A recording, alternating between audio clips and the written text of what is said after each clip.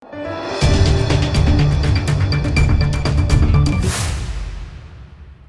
દર્શક મિત્રો, આપ જોઈ રહ્યા છો લોકમૈત્રી ન્યૂઝ। હવે જોઈએ અગત્યના સમાચાર। વડોદરા શહેરમાં આવેલા ગુરુકુળ વિદ્યાલય ખાતે 23મા વાર્ષિકોત્સવની ઉજવણી કરવામાં આવી। વડોદરા શહેરમાં આવેલી ગુરુકુળ વિદ્યાલય દ્વારા 23મો વાર્ષિકોત્સવની ઉજવણી।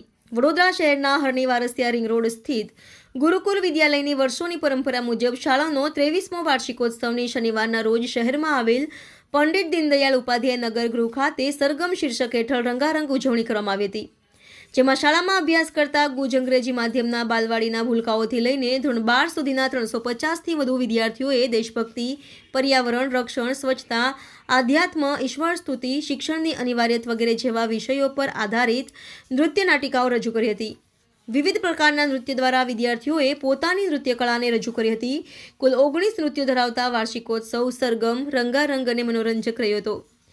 વિદ્યાર્થીઓના અતુલ્ય અને અદ્ભુત પરફોર્મન્સને નિહાળવા તેમજ ગત વર્ષે 2023-24માં બાલવાડીથી ધોરણ 12માં વાર્ષિક પરીક્ષામાં પ્રથમ અને દ્વિતીય ક્રમે આવેલ વિદ્યાર્થીઓને પ્રોત્સાહિત કરવા આ વાર્ષિકોત્સવમાં મુખ્ય અતિથિ વિશેષ તરીકે જિલ્લા પ્રાથમિક શિક્ષણાધિકારી શ્રી મહેશકુમાર પાંડે, માખીજાની ચેરિટેબલ ટ્રસ્ટના અધ્યક્ષ શ્રી જગદીશભાઈ માખીજાની તથા ભૂવિજ્ઞાન અને ખનિજ વિભાગના કમિશનર શ્રી ભૂતપૂર્વ વિદ્યાર્થી અંકિતભાઈ ભટ્ટ તેમજ શાળાના નિયામક શ્રી દિનેશચંદ્ર પંડ્યા, મદદનીશ નિયામક શ્રી શૈલ પંડ્યા ઉપસ્થિત રહી વિદ્યાર્થીઓને શિલ્ડ આપી પ્રોત્સાહિત કર્યા હતા।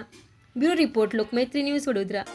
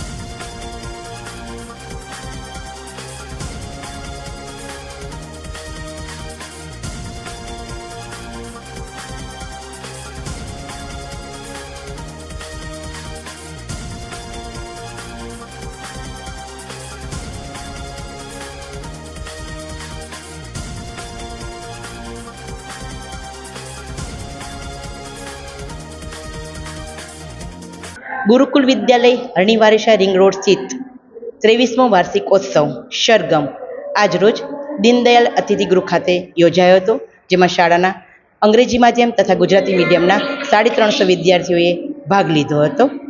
શાળાના chairman Dinesh Pandya, junior director શૈલ પંડ્યા તથા હું આચાર્ય ડોલી ખેર અને અંગ્રેજી માધ્યમના પ્રિન્સિપાલ બાલાણી સર સાથે દીપ પ્રાગટ્ય કરવામાં આવ્યું હતું। આ તમામ વિદ્યાર્થીઓને પ્રોગ્રામ પૂર્ણ થયા બાદ વાલી મિત્રો સાથે જમણવાર કરવામાં આવ્યો હતો. પણ મહેમાનો જે પાંડે સાહેબ છે, શાળાના ભૂતપૂર્વ વિદ્યાર્થી અંકિત ભટ્ટ અંકિત, જેઓ અત્યારે આઈપીએસ બની ગયા છે, તેમને પણ શાળા પરિવાર હૃદયપૂર્વક આભાર માની અને એમને પણ આમંત્રણ આપી વિદ્યાર્થીઓના ઇનામ વિતરણ કાર્યક્રમમાં એમને પણ આમંત્રણ આપવામાં આવ્યું હતું. અને વાર્ષિક પરીક્ષામાં પ્રથમ અને દ્વિતીય નંબર આવેલા તમામ વિદ્યાર્થીઓને પણ ઇનામ વિતરણ કરવામાં આવ્યું હતું. મુખ્ય મહેમાન